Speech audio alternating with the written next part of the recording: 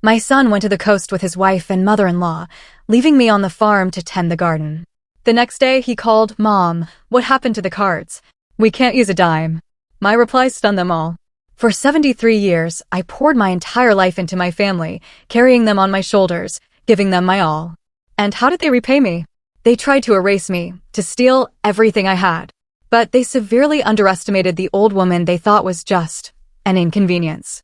It started like any other morning. My son, David, with that fake smile his wife Amber had taught him, told me, "Mom, you stay at the farm. Someone has to look after the garden." Amber was right there in her new red dress, looking at me like I was just another hired hand. Her mother, Catherine, barely glanced up from her expensive phone. "It's only for a week, Mrs. Margaret," she murmured, still scrolling. "Just for a wedding. You understand. Only for a week." As if planting and watering were a game. As if 73 years of my life had meant nothing. I watched them pile into the car, their suitcases bursting with clothes I had washed and ironed, towels I had folded, shoes I had cleaned. They were off to the coast to spend the money this very land produced, while I stayed here, under the scorching sun, with the soil they somehow believed belonged to them. But then, as the dust from their car settled on the road and silence swallowed the empty house, the kitchen phone rang. It cut through the air like a knife. It was the bank. "Mrs. Margaret, we need to confirm some urgent transactions." My heart didn't just stop from fear. It was something deeper, a cold dread that had been festering like a weed in my chest. "What kind of transactions?" I asked, even though I already knew the answer would taste bitter. "Your son, David, attempted to transfer $50,000 this morning. And there are also attempts to change the ownership on several accounts. Since you're the primary account holder, we need your authorization."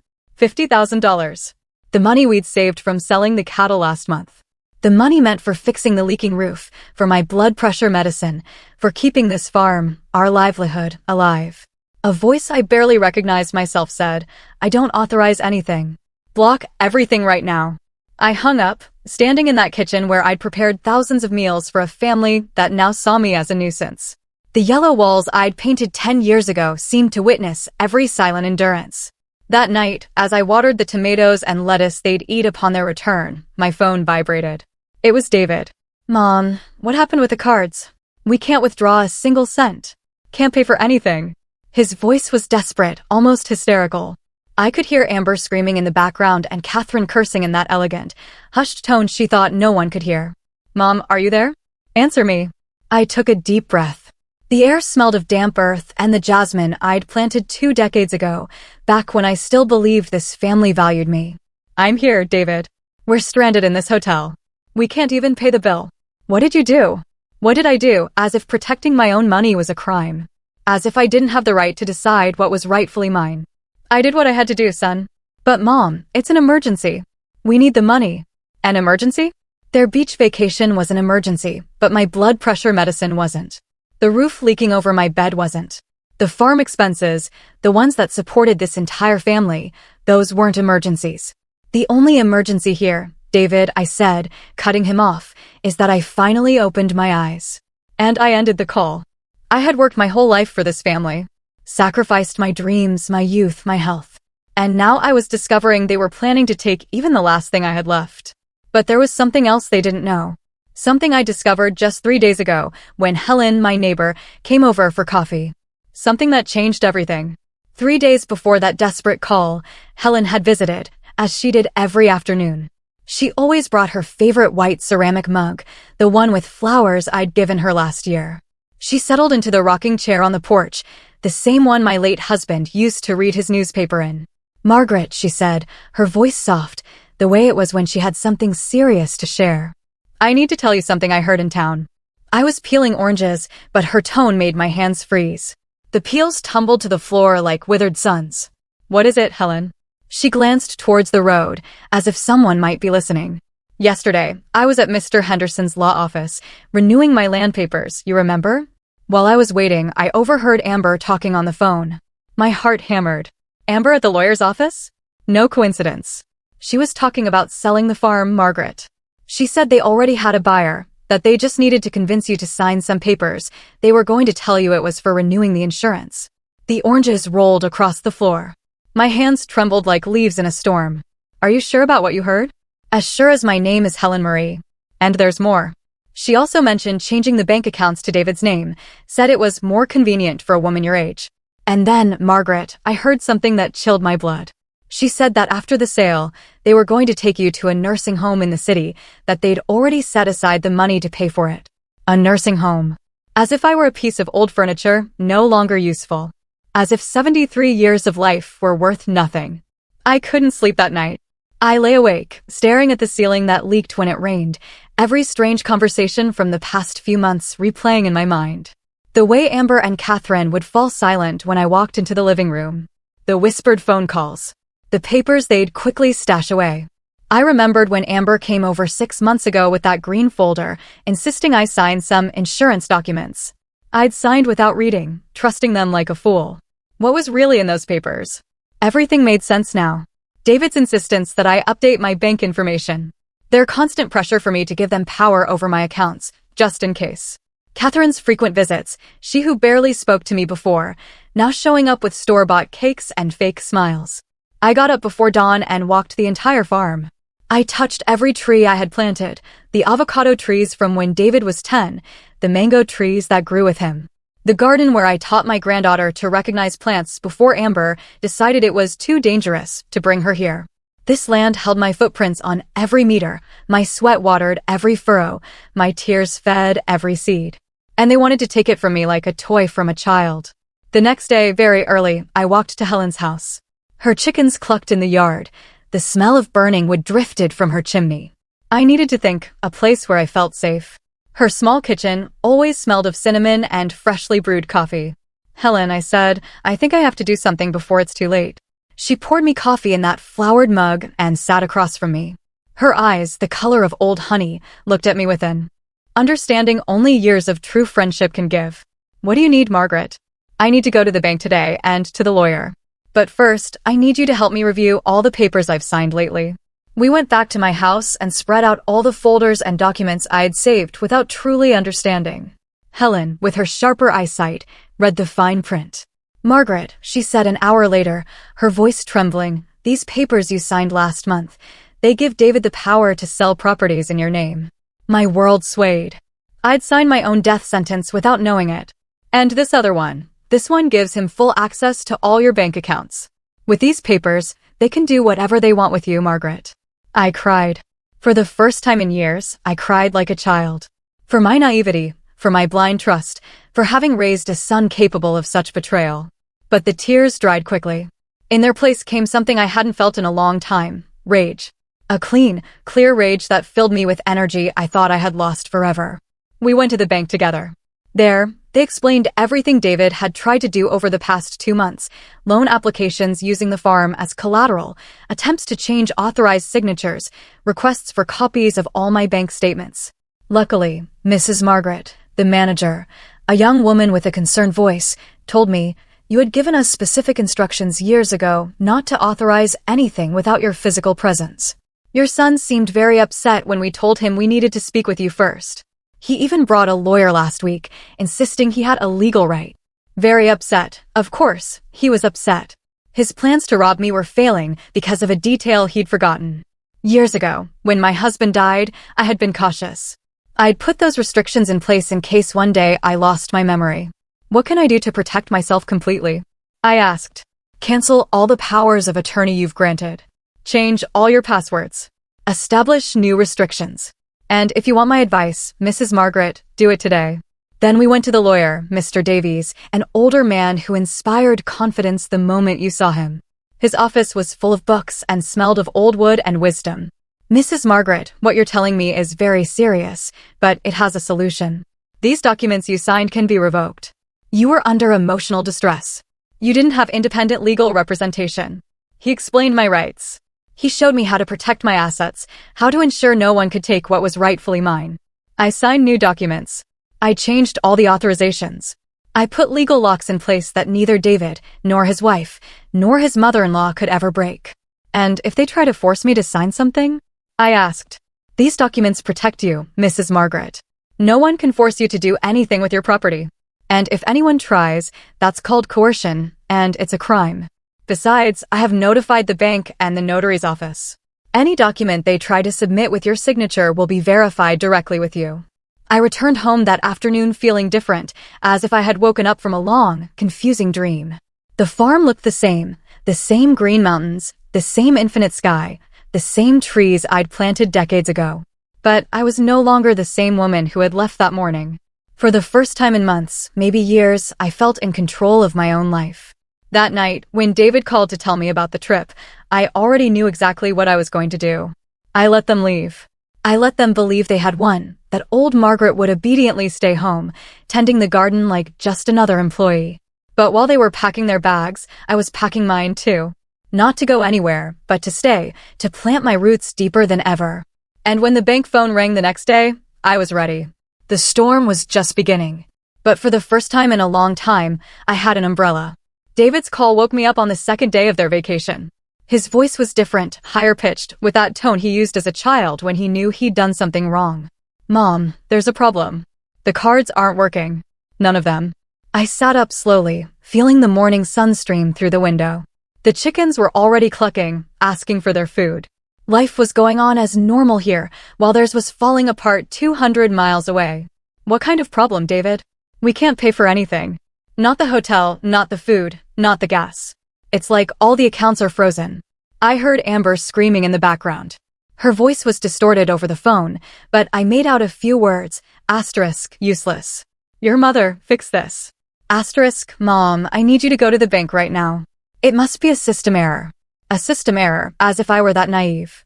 "It's not an error, David." Silence. A long silence, filled with the sound of waves I could hear in the background. They were at the beach, under expensive umbrellas, while I was supposed to be sweating in the garden. "What do you mean it's not an error?" "I mean, I canceled all the cards. I froze all the joint accounts. I revoked all the authorizations you had." Another silence. This one heavier. "Mom, you can't do that. We depend on that money." As if we were partners. As if they'd worked a single day on this farm to earn that money. "And whose money do you think that is, David?" "It's family money. You can't just leave us stranded here." Family, that word they'd been using to manipulate me for months. Family when they needed money. Family when they wanted me to sign papers. But not family when they were planning to sell my house and lock me in a nursing home. "David, come home. All of you. Right now." "We can't come. We don't have money for gas." "Then walk. Or borrow. Or do whatever you have to do. But come home." I hung up before he could answer. My hands didn't tremble this time. I felt strangely calm, like when the shock wears off after an accident and you realize you're still alive. That morning, I worked in the garden like never before. I planted new seeds of cilantro and parsley. I watered the tomatoes that were beginning to ripen. I pulled the weeds between the lettuce. Every movement was an affirmation. This land is mine. These plants are mine. This life is mine. Helen arrived around noon, as always. But this time, she didn't bring her flowered mug.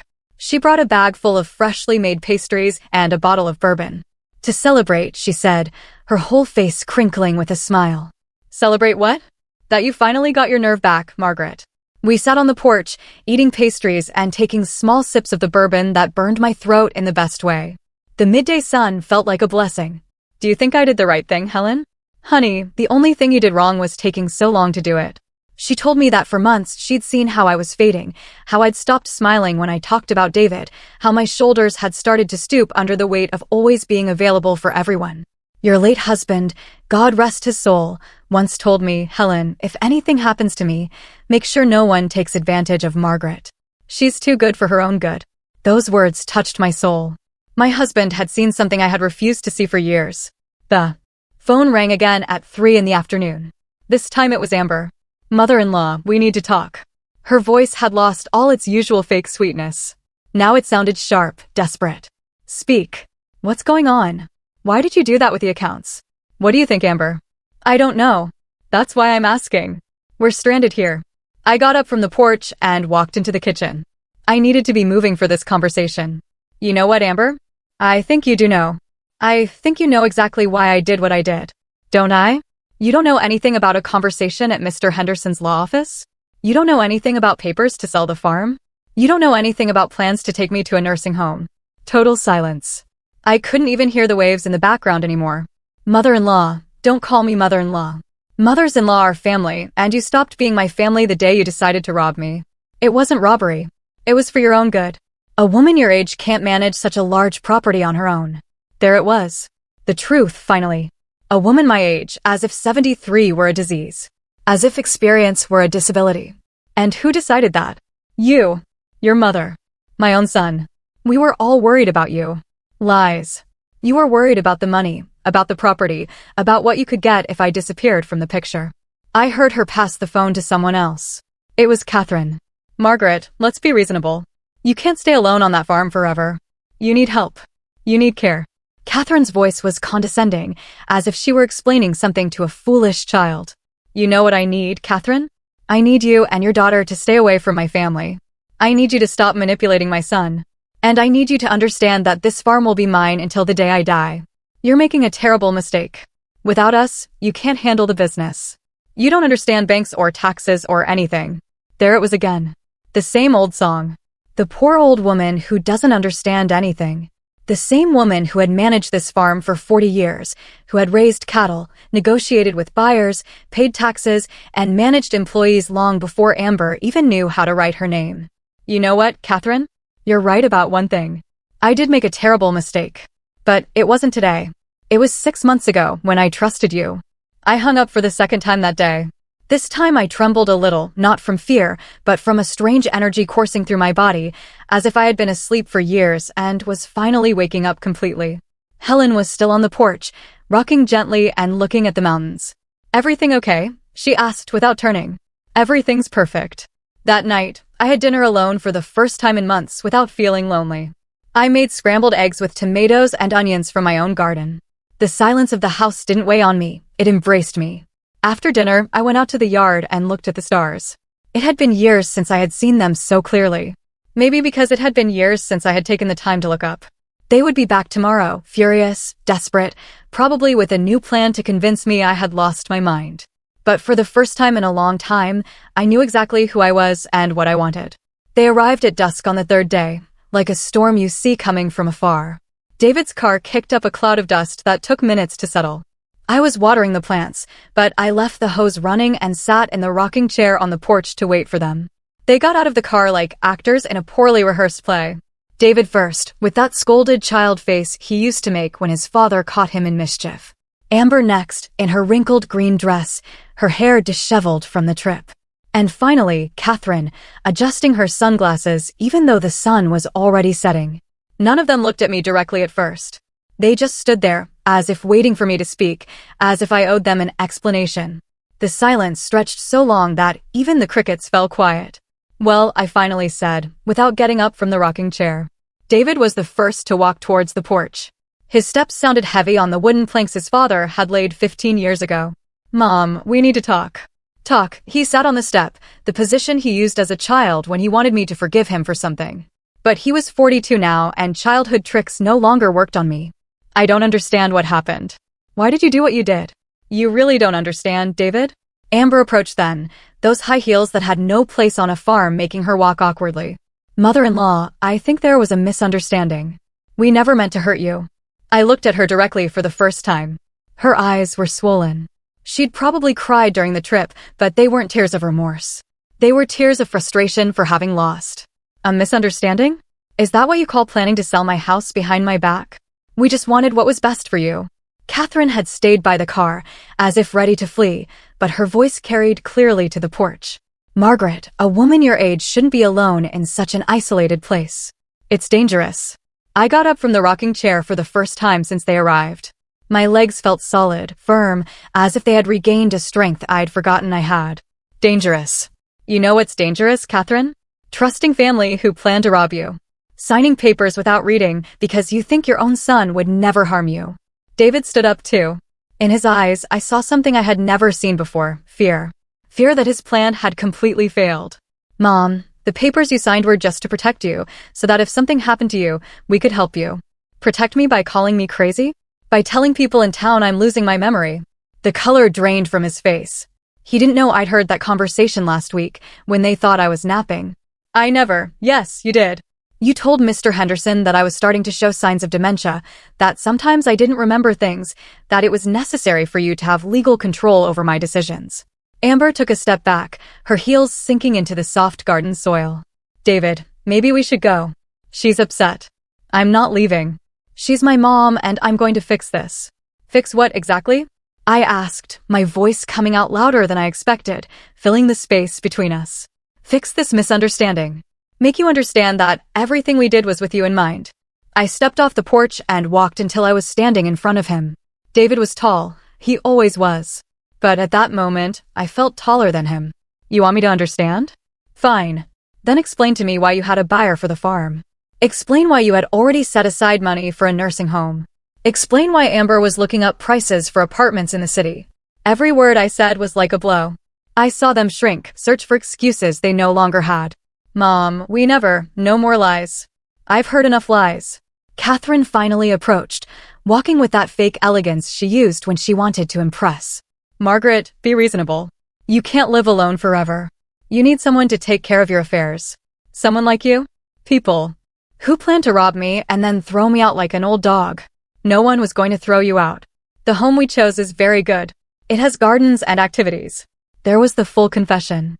She wasn't even trying to deny it anymore. A home with gardens and activities. And when did you ask me if I wanted gardens and activities? David ran his hands through his hair, frustrated. Because we knew you would say no. You're too stubborn to accept help. Help? Is selling my house help? Is stealing my savings help? We weren't going to steal anything. The money was going to be used to take care of you. Lies. The money was going to be used for you to live comfortably while I rotted in a nursing home. Amber started crying again, those manipulative tears she used whenever things didn't go her way. Mother-in-law, please. We're family. We can fix this. Family? You call this family? I walked to the garden and cut a white rose from the bush I planted when my granddaughter was born. I held it in my hands, feeling the soft thorns. Do you know what real family is? Family is Helen, who warned me about your plans. Family is Mr. Davies, who helped me protect my rights without asking for anything in return. Family is this land that has sustained me for 40 years. But where's your blood? David shouted, desperate. Blood means nothing if the heart is rotten. Catherine stepped forward again, with that fake smile she reserved for special occasions. Margaret, let's be practical. You need us more than you think. Who's going to take care of you when you get sick? Who's going to manage the farm business? I will take care of myself, as I have for 73 years. And as for the farm business, I have some news for you. I went back to the porch and took from my purse the papers I had signed that morning with Mr. Davies. Yesterday, I signed a new will. Everything I have will go to a foundation that helps abused women. Not a single cent, not an inch of land, will be for you. The silence that followed was different from all the others. It was a silence of defeat, of destroyed plans, of dreams of easy money evaporating like dew in the morning. David sat on the step again, but this time not like a child seeking forgiveness. He sat like a man who finally understood the consequences of his actions. Mom, you can't do that. I'm your only son. Being my only son gave you rights, David, but it also gave you obligations. And you chose to betray me instead of taking care of me. Amber had stopped crying. Now she was looking at me with a pure rage that finally showed her true face. You're crazy. Completely crazy. David, do something. What do you want me to do? I don't know. But you can't let her take everything from us. No one is taking anything from you, I said calmly. You are simply losing something that was never yours. The sun had set completely. The first stars were beginning to appear in the violet sky. It was time for them to leave. Go, I told them. This house is no longer your home. David looked at me as if he hadn't understood the words, as if it were impossible that his mother, the woman who had cleaned his scraped knees and prepared his favorite meals for 40 years, was telling him to leave. Mom, you can't be serious. I have never been more serious in my life. Amber approached then with the desperation of a cornered animal that made her look ugly despite all her makeup. Mother-in-law, think carefully. Without us, you have no one. What are you going to do when you get sick? When you need help? I'm going to do the same thing I've always done. Solve my problems on my own. But you're 73 years old. And you're 35, but you act like you're 5. Age is no excuse for being useless, Amber. Catherine had already gotten into the car, probably calculating that this battle was lost. But she shouted from the window, Margaret, this isn't over. We have legal rights. The papers you signed give us power. Those papers? I took the folder I had taken to the lawyer out of my purse. Are you referring to these papers that have already been nullified? Or these other ones where it's proven that you pressured me to sign without legal representation? Her face fell. Even from a distance, I could see how reality hit her like a hammer. That's impossible. Those documents are valid. They were valid until Mr. Davies proved there was emotional coercion. It turns out the law protects senior citizens from abusive children. Who would have thought? David stood up abruptly, so fast that the step planks creaked. We are not abusive. Everything we did was for your own good. For my own good, David? Look around. Look at this farm I built with my own hands. Look at this house where I raised you. Do you really think I don't know what's good for me? I walked to the garden where my roses were, the same ones I had planted when he was little and he'd asked me why flowers had thorns. To protect themselves from those who want to hurt them, I had explained. I never thought that one day he would be one of those threats. Look, David, do you see these roses? I planted them 20 years ago. I've cared for them, pruned them, protected them from pests. No one else knows how to care for them like I do. No one else knows how much water they need, when to fertilize them, how to protect them from the cold. I turned to him, holding the white rose I had cut. This farm is the same. I know how every foot of this land works. I know every tree, every animal, every problem that can arise. I've managed droughts, floods, pests, low prices, high prices. I've done it alone for years, especially after your father died. But Mom, no. Let me finish. In all these years, did you ever see me fail? Did a harvest ever get lost because of me? Were we ever unable to pay the bills? Did this family ever go hungry? He couldn't answer because the answer was no. I had never failed. I had never let anything bad happen to this family. So why did you decide I could no longer take care of myself? Why? Because Amber told me that. There at the island, Amber told you. And since when does Amber know more about my life than I do? Amber stepped forward with her fists clenched. I was just trying to help. Your son was worried about you. Lies. My son was worried about the money, and you were worried about getting a house without having to work to pay for it. That's not true, is it? Then explain to me why the day after I signed the papers, you had already set aside $50,000 to buy an apartment in the city. David's face went white. He didn't know I had seen the messages on his phone when he left it on the table during lunch. How do you know that? Because I'm not blind, David, nor deaf, nor stupid. I saw the messages with the real estate agent. I saw the floor plans for the apartment you wanted to buy with my money. Catherine got out of the car again, but this time she looked like a wounded beast. All of this is normal. Children always inherit from their parents. We were just speeding up the process. Speeding up? Do you mean you were waiting for me to die? No. I mean it was logical to plan for the future. The future? My future? Without asking me what I wanted for my future. I walked to the fence that divides my property from Helen's. In the distance, I could see the light from her kitchen. She was probably making dinner, unaware that the war that would define the rest of my life was unfolding here. Do you know what?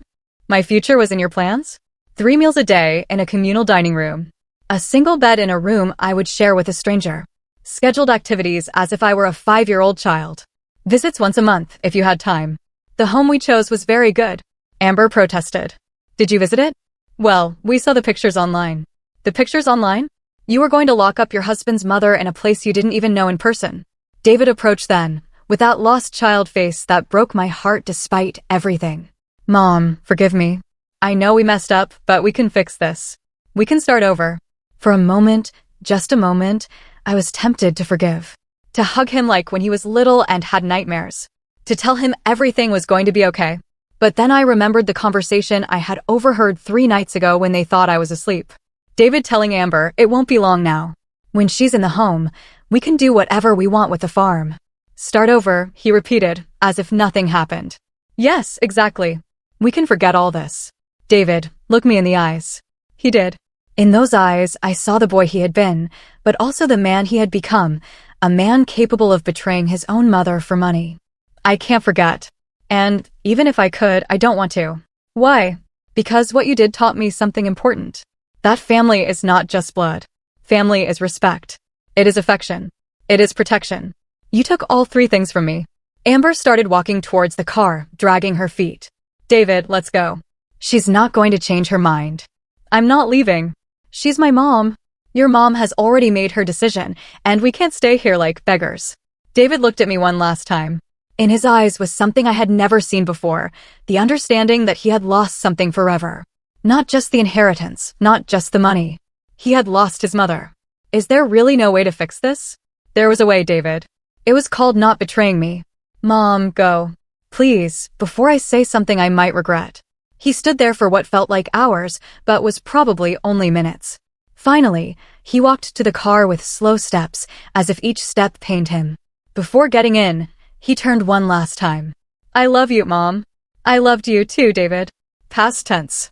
The car started, kicking up dust again.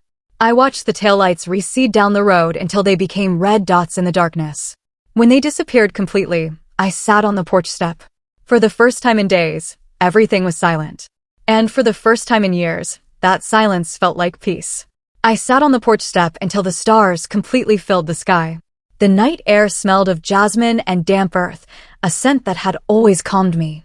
But that night had a different flavor. It tasted of freedom.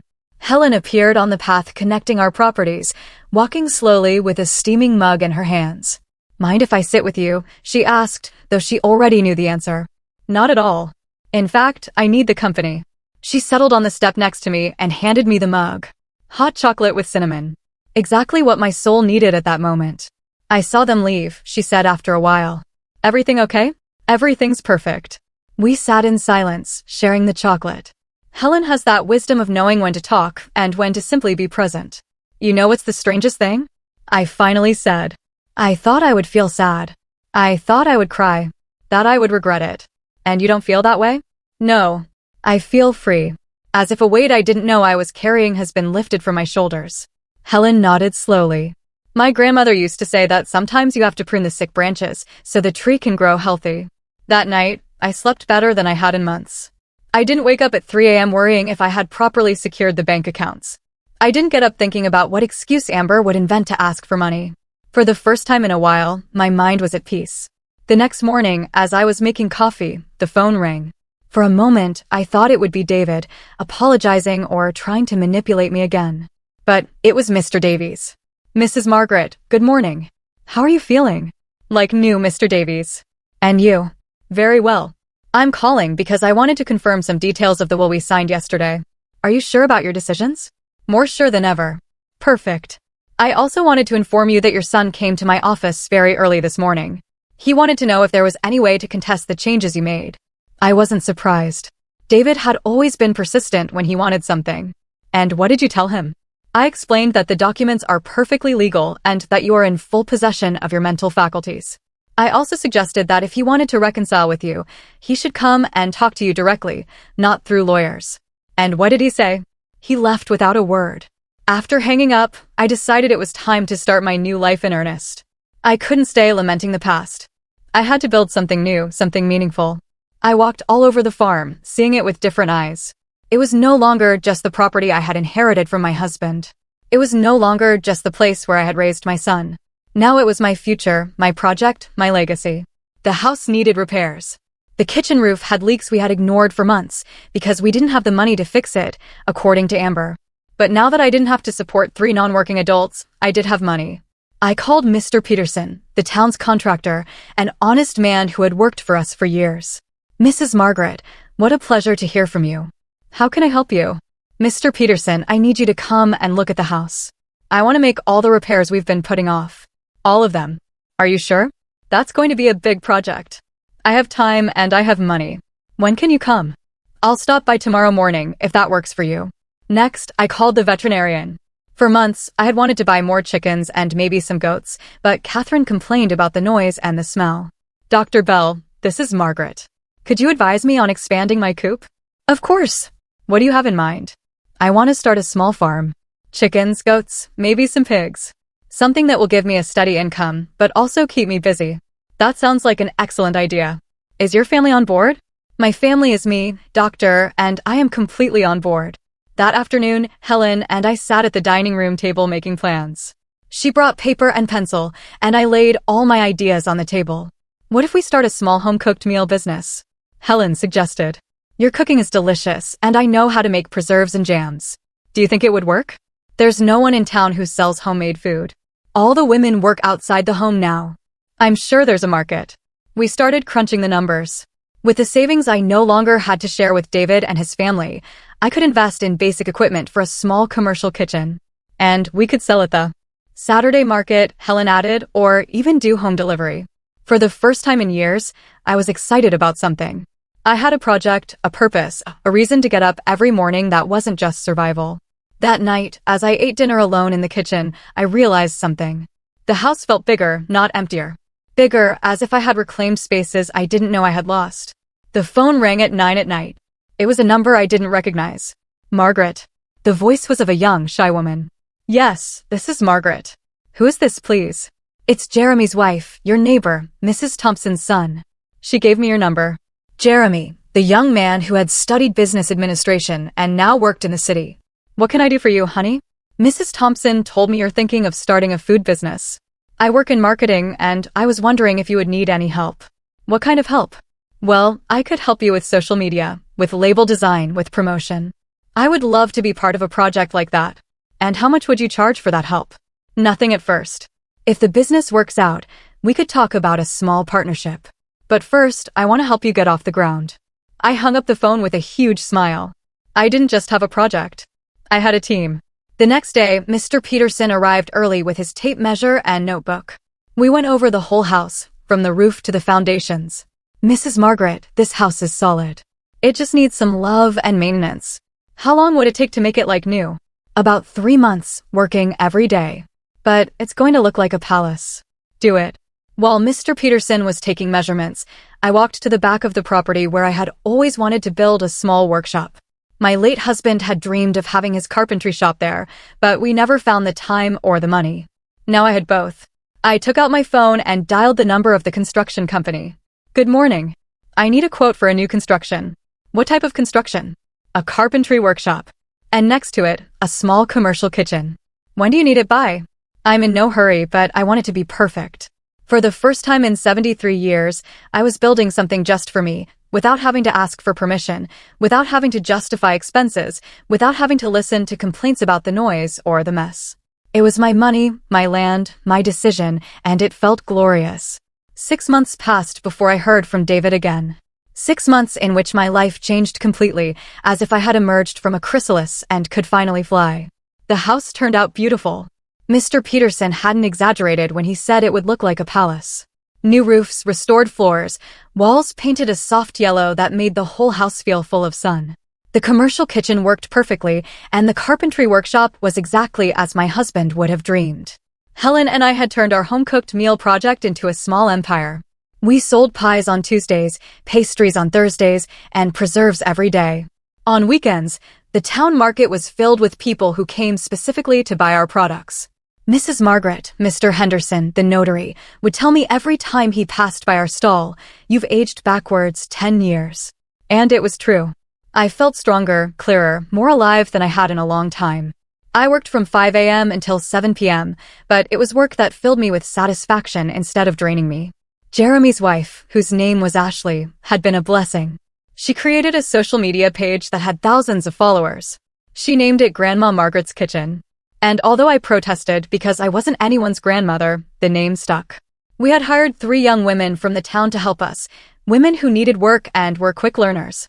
The house, which had been so quiet for years, was now filled with laughter and conversation from early in the morning. We had also started a small program to help women in difficult situations. Women who, like me, had been manipulated or mistreated by their families. We taught them skills, gave them temporary work, and helped them get legal advice. It's as if this house had been waiting all this time for you to wake it up, Ashley told me one afternoon. She was right. The house had been sleeping, waiting for me to have the courage to live my own life. It was a Tuesday afternoon when David arrived. I was in the workshop sanding some boards to make a new shelf when I heard the car on the road. But this time, he didn't arrive with anger or desperation. He came alone, walking slowly like someone who comes to apologize. I saw him from the workshop window. He had lost weight. His clothes looked less cared for, and he had a several-day-old beard that made him look older. He stood in the yard, looking at all the changes, as if he couldn't believe it was the same house. I came out of the workshop, wiping my hands on my apron. I didn't run to him, but I didn't hide either. "Hi, Mom." "Hello, David."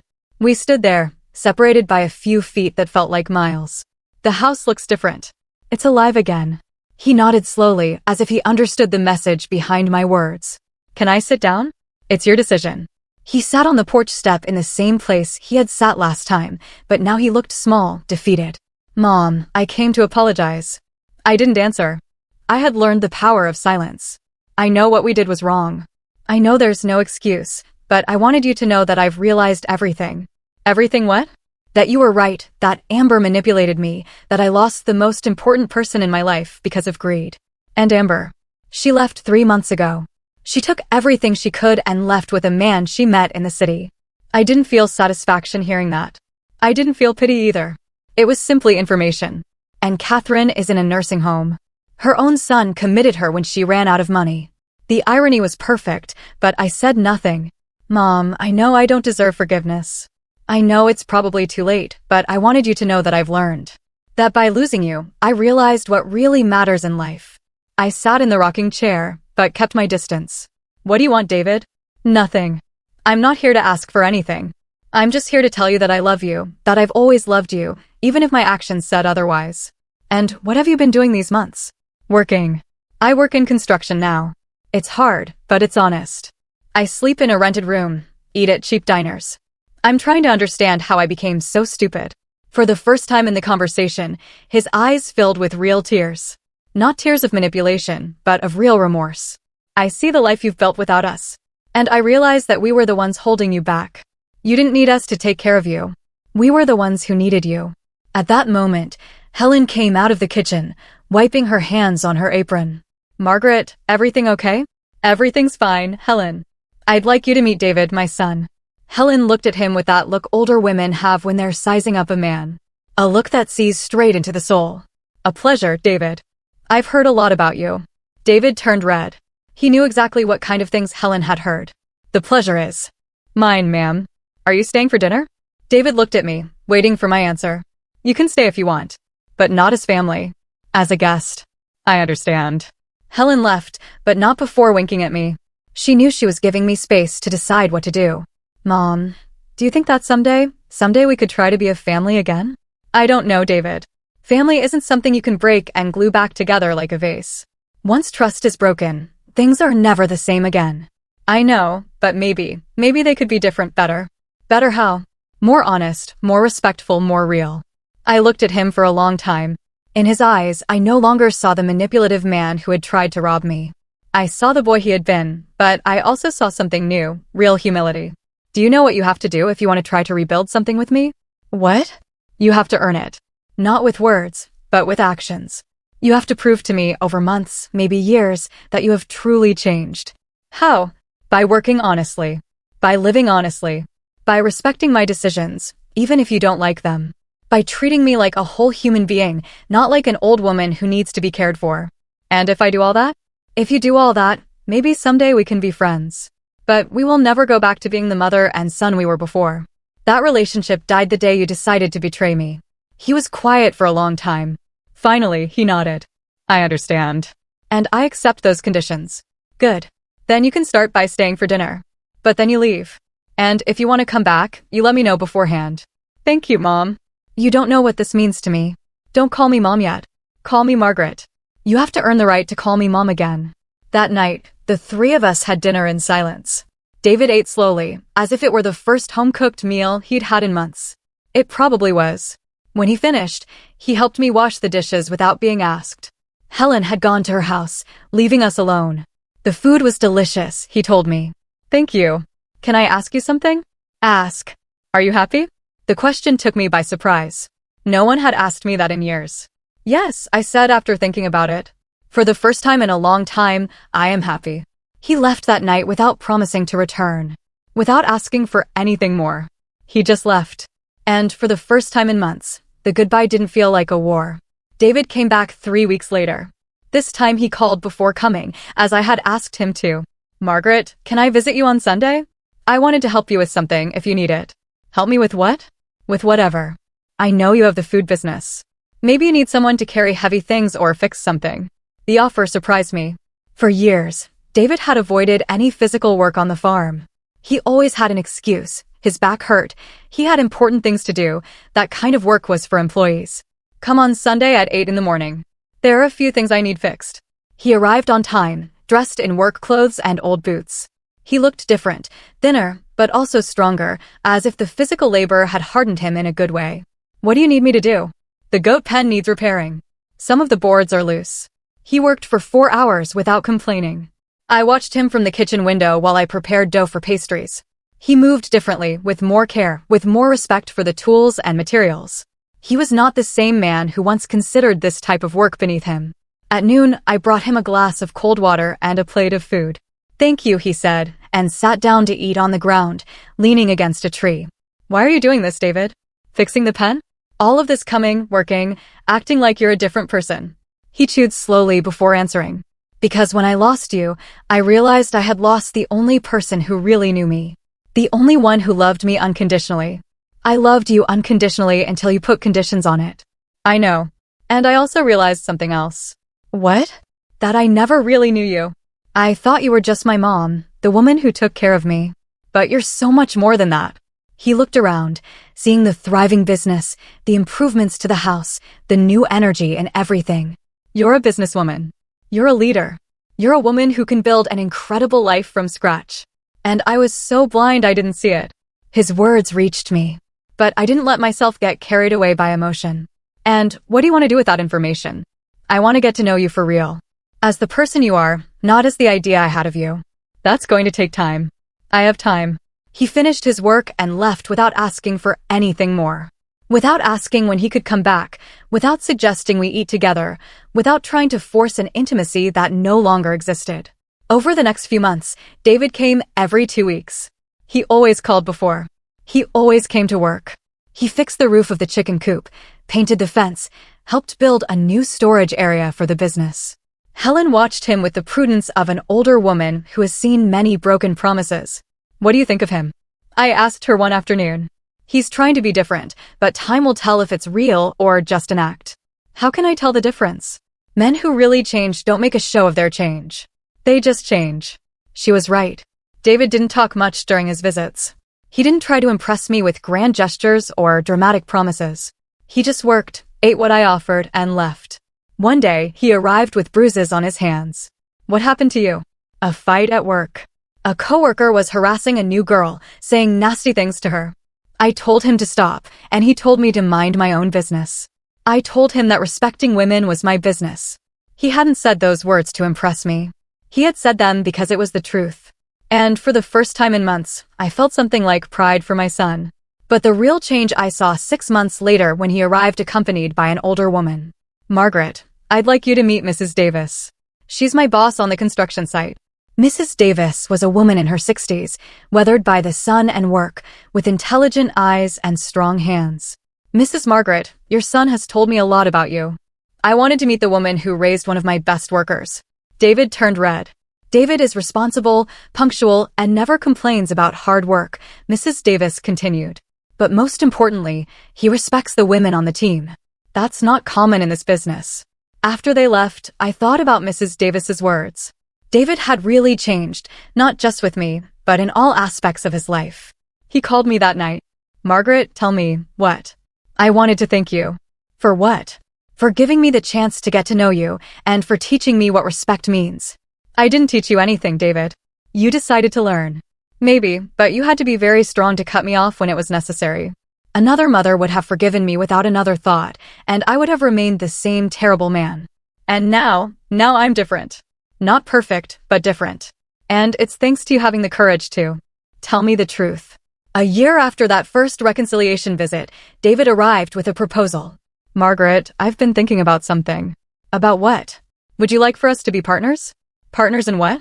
"In the business. Not as a son who inherits, but as a partner who contributes work and earns his share." The idea intrigued me. "What would you contribute?" "Physical labor, deliveries, building a larger kitchen if you decide to expand, and something more important, respect for your leadership." "And what would you want in return?" "A fair salary, a share of the profits if the business grows, and maybe someday, if I earn it, for you to call me your son again." I looked at him for a long time. In his face, I no longer saw the manipulative man who had tried to rob me. I saw someone who had paid the price for his mistakes and had decided to build something better. "And what if things go wrong? If we fight again?" Then we part ways as partners who didn't work out, but not as enemies. And if it works, we build something together, something we can both be proud of. It was a risky proposal, but it was also an honest one. Give me time to think about it. All the time you need. That night, I spoke with Helen. What do you think? I think he's not the same man who betrayed you, but I also think you're not the same woman who let herself be betrayed. Do you think I should try? I think you should do what makes you happy, but with your eyes wide open. 2 weeks later, I gave him my answer. I accept the partnership, but with very clear conditions. Whatever you say. A written contract, a review every 6 months. And at the first sign of disrespect, it's all over. I accept. Good. Then we start on Monday. And David, yes, you can call me Mom again. You've earned it. For the first time in almost 2 years, I saw him cry. But these were tears of gratitude, not of manipulation. Thank you, Mom. I won't fail you again. I know. Because if you do, this time there won't be a third chance. I know, and I promise you won't need one. 3 years have passed since David and I became partners. 3 years in which we have built something that neither of us could have imagined when everything fell apart. The business grew beyond our wildest dreams. Grandma Margaret's kitchen now has 2 locations, one in town and one in the city. We employ 15 people, all women from the area who needed decent work. Ashley, the young woman who helped us with marketing, is now our general manager. But the most important thing is not the numbers in the bank accounts. The most important thing is what we built as a family. David kept every one of his promises. He works from 5 a.m. until night. He handles deliveries. He supervises the construction of new facilities. And never, not once, has he questioned my decisions as the boss. You know what I like most about working with you? He told me recently as we were loading boxes for a large delivery. What? That I finally see you for who you really are. Not as the mom who took care of me, but as the smart and strong woman you always were. Those words filled my heart in a way I hadn't felt in years. Helen is still my partner and my best friend. She now officially lives in the house with me. We turn the guest room into her personal bedroom. And at night, we sit on the porch planning new projects while we drink herbal tea we grow in our garden. Can you imagine if they had told us 5 years ago that we would be successful businesswomen in our 70s? She says, laughing. I would have told you that you were crazy and you would have been wrong. The program to help abused women became a real foundation. We have a small shelter at the back of the property where women fleeing abusive situations can stay while they rebuild their lives. We teach them skills, help them with legal advice, and support them until they can stand on their own. Yesterday, a 25-year-old woman arrived with 2 small children. Her husband had threatened to take the children away if she left him. The same threat Amber had used on me, but with my own resources, I could offer a real solution. Can I really stay here without paying anything? She asked me with eyes full of fear. Not only can you stay, but you're going to learn to do something you like that will give you financial independence. And when you're ready to leave, we'll help you find your own place. Why are you doing this for me? You don't know me. Because all women deserve the opportunity to live with dignity, and because someone taught me that sometimes you have to be very brave to save your own life. This morning, as I was preparing dough for Tuesday's pies, the phone rang. It was Mr. Davies. Mrs. Margaret, I'm calling to give you some news. Good or bad? Very good. Your foundation just received an anonymous donation of $50,000. I sat in the nearest chair. $50,000. The same amount David had tried to steal years ago. Do you know who made it? I can't tell you, but I have my suspicions. That afternoon, when David arrived from work, I confronted him. It was you who donated the money to the foundation, wasn't it? He turned red, just like when I caught him doing something he shouldn't as a child. How did you know? Because it's exactly $50,000. The same amount you tried to steal. It's not all the money I owe you, but it's a start. David, that money was for you too. You're my partner. No, Mom. That money was my way of closing a circle, of turning something bad into something good. I got up and hugged him. A real, deep hug, full of the love that had been stored away for years of pain. I'm proud of you, Mom. And I'm proud to be your son. This afternoon, as the sun sets over the mountains that have seen my whole life, I sit in the rocking chair on the porch, reflecting on these last few years. The house is full of life again. I can hear laughter from the kitchen where the girls are finishing up cleaning after a day's work. I can hear voices from the shelter where the women we are helping are reading stories to their children. I can hear the sound of the goats and chickens in the pen that David repaired with his own hands. Helen comes out of the kitchen with 2 cups of hot chocolate, as she does every night. What are you thinking about? She asks. That my husband was right. About what? He once told me that women are like trees, that we can survive the most terrible droughts, but that when the rains come, we bloom more beautifully than before. He was a wise man. Yes, and I think he would have liked to see what I've become. David arrives in his truck, tired but smiling. He now lives in a small house he bought in town, but he comes to have dinner with us almost every night. How was your day? I ask him. Perfect. We delivered everything on time. The clients were happy, and Mrs. Davis offered me a bigger contract for next month. And are you going to accept it? Only if you agree. I don't want it to affect our business. That's the difference. Now he asks me. Now he respects my opinions. Now he understands that we are partners, not boss and employee. Except the business can manage on its own for a few weeks. Thanks, Mom. The three of us have dinner in the dining room, talking about plans to expand the shelter and maybe open a third branch. Ashley wants us to explore the possibility of selling our products online throughout the country. Can you imagine, Margaret? Helen says. Women all over America eating your pies. Our pies, I correct her. We built this together. After dinner, David goes to his house and Helen retires to her room. I stay on the porch a while longer, looking at the stars that shine brighter than ever. I think about the woman I was 5 years ago. A woman who had become invisible in her own home. A woman who had lost her voice, her strength, her dignity. A woman who was so used to giving that she had forgotten she also had the right to receive. That woman died the day I decided to freeze the bank accounts. She died when I chose to defend myself instead of remaining a victim. She died when I understood that true love is not sacrificing your dignity for others, but respecting your own and teaching others to respect it too.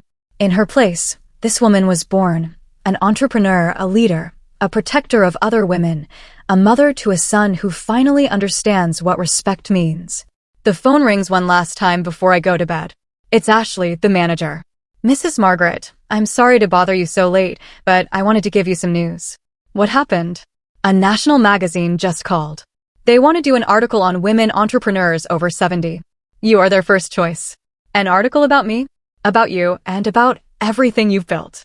They say, your story is inspiring for thousands of women who feel trapped in their own lives. After hanging up, I walked to the garden where my roses are, the same ones I planted 20 years ago to teach David about the thorns that protect beauty. I cut a white rose, the same variety I cut the night he left. But this time, I don't cut it with pain. I cut it with gratitude. Gratitude for having had the courage to say enough. Gratitude for having found the strength to build a new life. Gratitude for having learned that it is never too late to bloom. I look up at the starry sky and whisper the words my husband told me in our last year together. Asterisk, a legacy is not a monument, Margaret. It is a map you leave for others to find their own way. Asterisk, I finally understand what he meant. My legacy is not the businesses I built or the money I earned. My legacy is the women I helped find their strength. It's the son who learned to respect. It's the living proof that it is never too late to rescue your own life. I go into the house and turn off the lights one by one. Tomorrow will be another day full of work, of projects, of women who need help and hope. And I will be ready, because I am finally who I was always meant to be. Margaret. Simply Margaret. And that is more than enough. What about you? Have you ever had to draw a hard line with family to protect yourself or your dreams? Tell me what you think in the comments. I really want to know.